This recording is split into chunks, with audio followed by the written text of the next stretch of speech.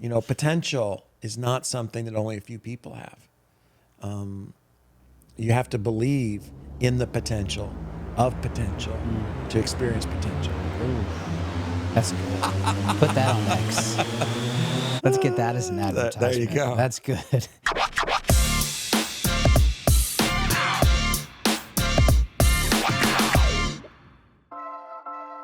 Hey everyone, welcome to the Troy Gramling podcast. And in case you didn't notice, I am not Pastor Troy, but I am his oldest son, Tyler. But I've got the man, the myth, the legend right here with me, Troy Gramling. We have switched seats for this podcast. This is a PK takeover. If you don't know what that is, PK stands for Pastor's Kid Takeover. And I am super excited to be interviewing my dad today. And I'm excited because we recently have had a secret that we have been keeping. And we just announced it on Easter weekend, if you were with us. And the big secret is that Pastor Troy is releasing his very first book. Yes. We are excited. Cue the confetti. Cue the applause. It has been a long time coming. The name of the book is Potential, the Uncontainable Power of God Within You. And I know that this has been something you've been working on for a while. So tell us a little bit, what are some of the emotions you have releasing your very first book? Because I know it's been a long time coming. It's been in your heart for years, and it's taken a bit of time to write. So what are you feeling? Yeah, the message of the book, of course, we'll get into, but it's about potential. Years ago, back before your time, there was this thing called Daytimer, and it kind of kept your calendar and your schedule. Now, I always had good intentions. Is that the sundial? Is that what you're talking about? No, but anyways, you're supposed to write your purpose in the front of it. And that's what I kind of wrote is partnering with people for their potential. And so that's been on my heart since then. And then God worked it out where we came here, and we changed the name of the church and all those kind of things. But I've always been hesitant to write. And yet I've always felt that's something that God kind of wanted me to do. And so we did it. We started before COVID. We finished. We found a publisher. And June the 11th. It's going to be released. So really, really excited about it. Yes. The best thing happening this summer is the release of your book. Pre-order it now. It's going to be good. Barnes & Noble. Yes. Amazon. Walmart. Anywhere you get your books. Books A Million. Books A Million. And if you don't get books, it's high time you did. I didn't know that Books A Million was still open. Yeah, there's one just down the road. I didn't know. Well, writing a book is no easy process at all. Not only, you're writing pages, you're pouring out your heart, but then there's the editing process and, grammar and spelling, and then, the publishing process and all of that. It's definitely no easy task, not for the faint of heart. Your book is really all about potential. And that's not only the title of it, but that is a core belief that you carry throughout your life, that every person walking on this earth has potential. And I thought it'd be fun to kind of do a little Q&A together to get some insight about your book, kind of to whet our listeners' appetite a little bit, maybe, draw a few nuggets of truth that we can take with us today and have some fun. So you ready to get into it? I'm ready, which, of course, they can pick up at Amazon, Barnes & Noble. Books A Million, anywhere you get your books. Obviously potential is not just a word. It is something that you are passionate about. It's a part of your everyday vernacular. It's the name of the church that you pastor, Potential Church, but it also reflects, something really close to your heart. And like I mentioned, the idea that every person walking on this earth was created, as you say, on purpose for a purpose. So how do you define reaching your potential? And how do we know when we've done that, when we get there? I think potential in and of itself is becoming what God created us to be. As a Christ follower, I believe that God knit us together in our mother's womb.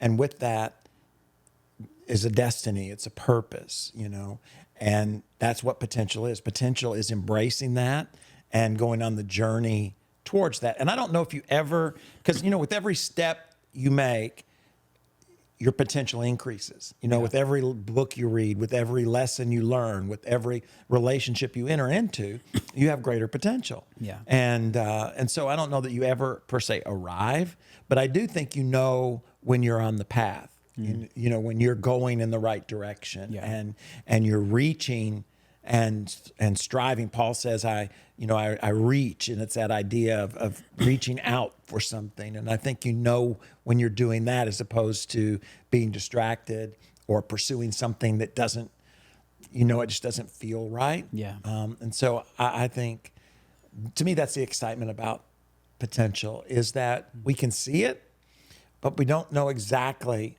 what it is, and as we get closer, we can see it more clearly. But I don't think until we die, do we ever actually totally arrive there. That's good. It's a lifelong journey. Yeah, and it is a journey. That's good. And, when you think about potential, there's the broad sense of personal growth, right? Everyone wants to progress, and we're called to progress. But I also think potential is personal. And so what would you say for you is your potential, your God potential? What does that look like for you?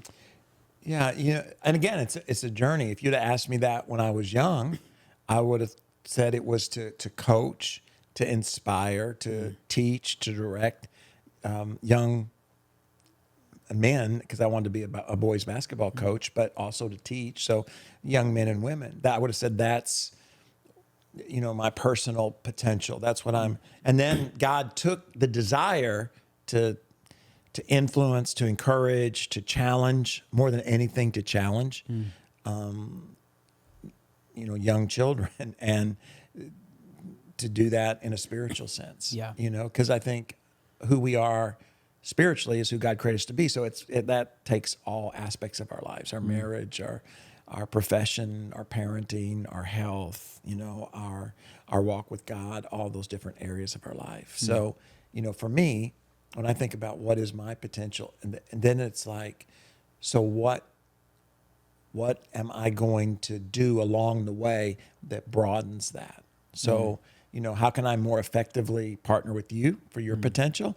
But also, how can I build relationships, partner in the sense of building God's church, raising resources, so more and more people, and coach. I mean, I think coaches help people reach their potential. And for me, a coach is someone who helps somebody accomplish things that maybe they don't think that they can, or that they wouldn't alone. Yeah. So that's what I've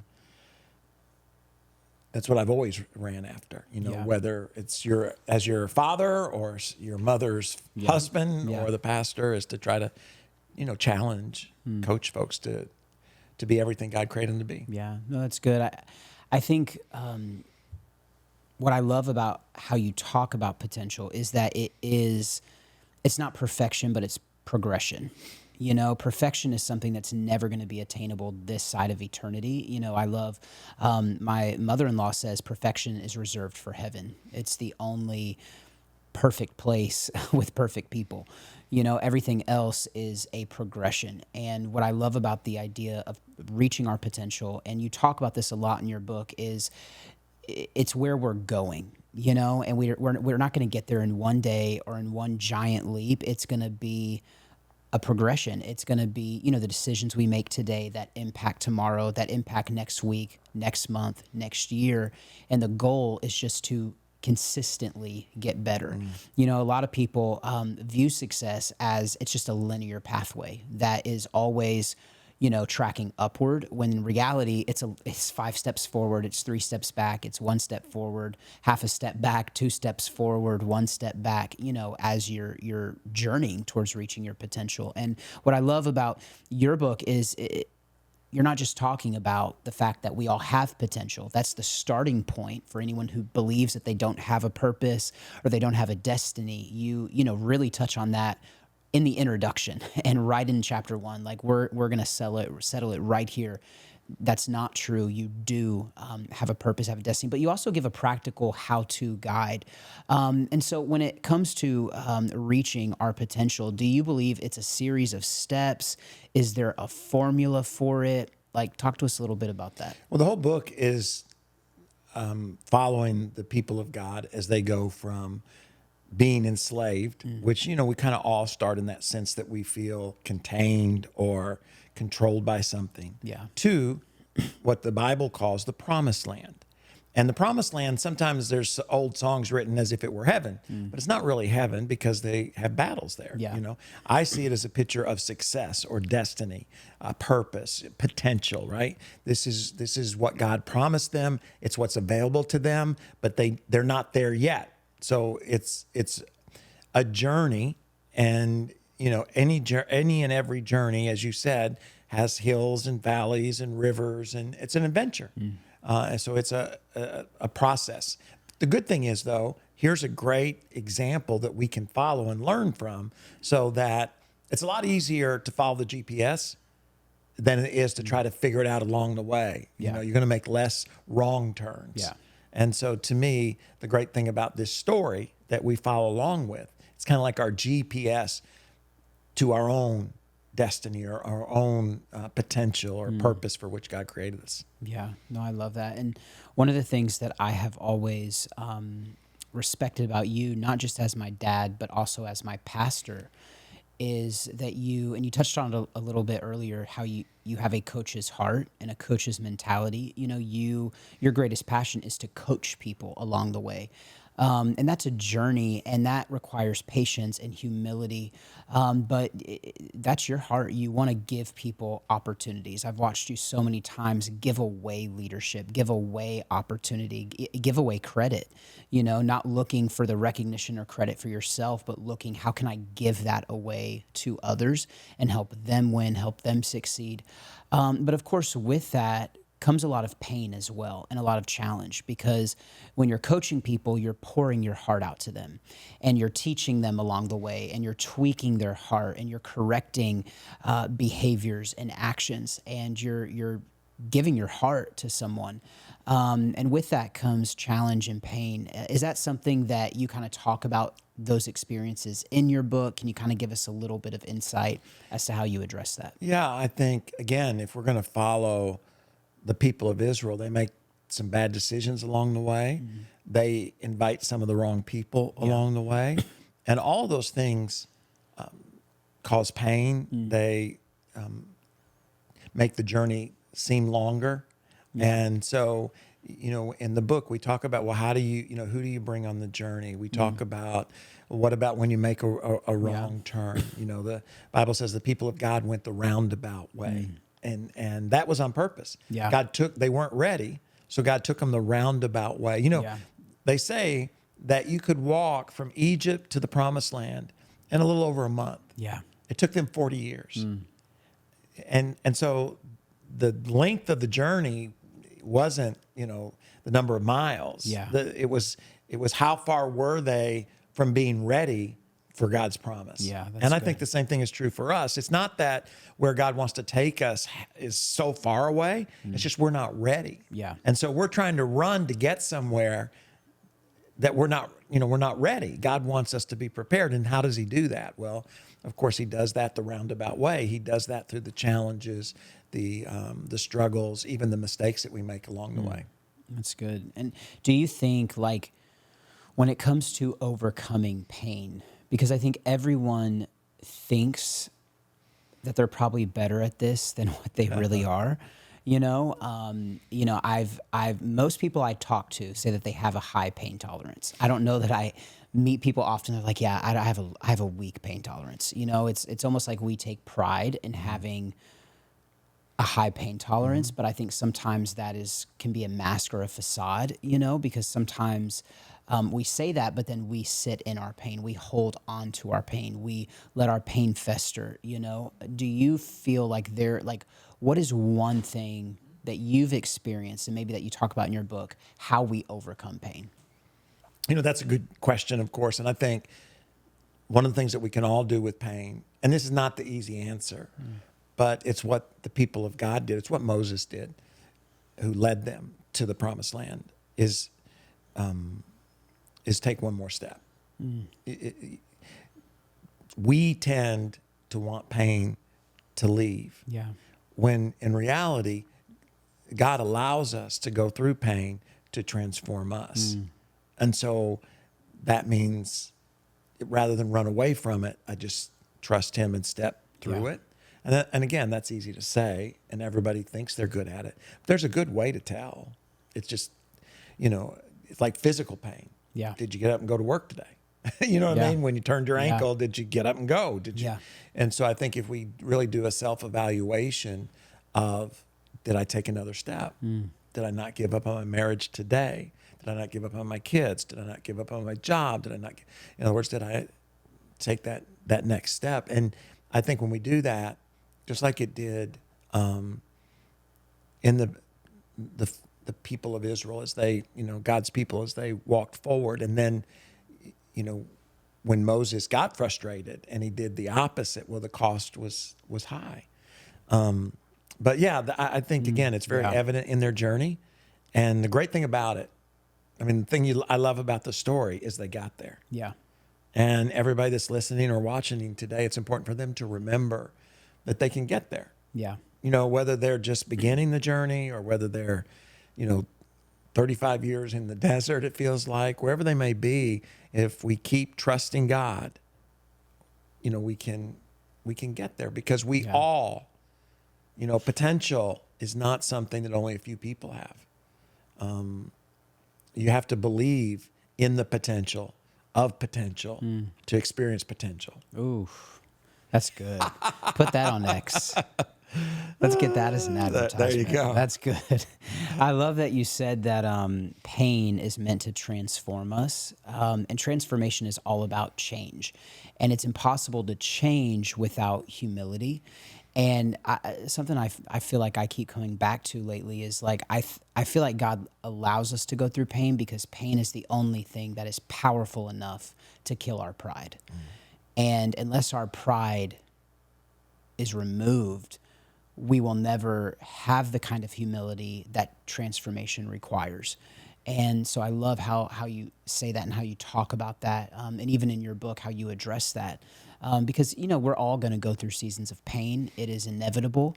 But it's how we walk through that fire and how we suffer that determines, okay, am I going to get closer to my potential through this, or am I going to squander it or, fall back? So I love that. And I think we both would agree that potential is a choice. It's intentionality. It's not a coincidence. It's not based on our situation or our income or our economic status or our past or where we come from. It is an intentional decision. And in your opinion, what is the number one decision that someone has to make in order to reach or to progress toward their potential?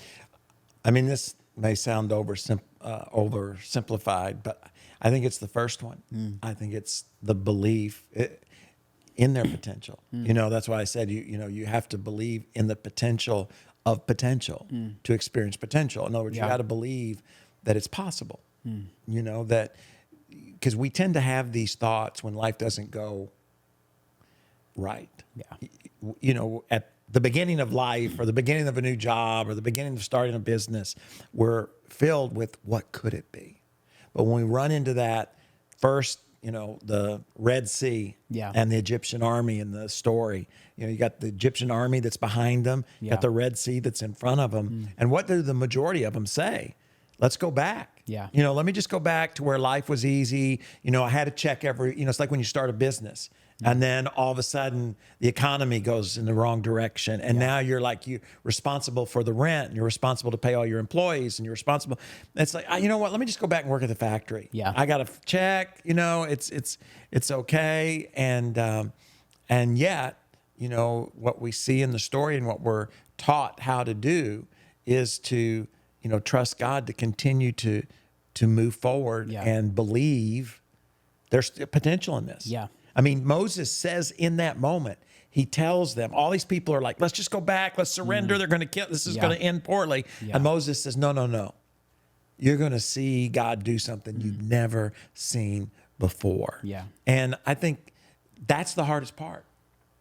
You know, I mean, none of it is easy, or everybody would be splashing around, you know, in the promised land. It's all challenging, but I think the hardest part for me, as a pastor, as a coach, as a teacher, is to get people to truly believe, not say it. Yeah. You know, everybody can be a cheerleader and woo, I'm going to change the world, but to actually live it out on a daily basis, the hardest thing is to get people to believe, you could write a book that would change the world. That's the hardest part for me, to believe that God can use this book, really. Yeah.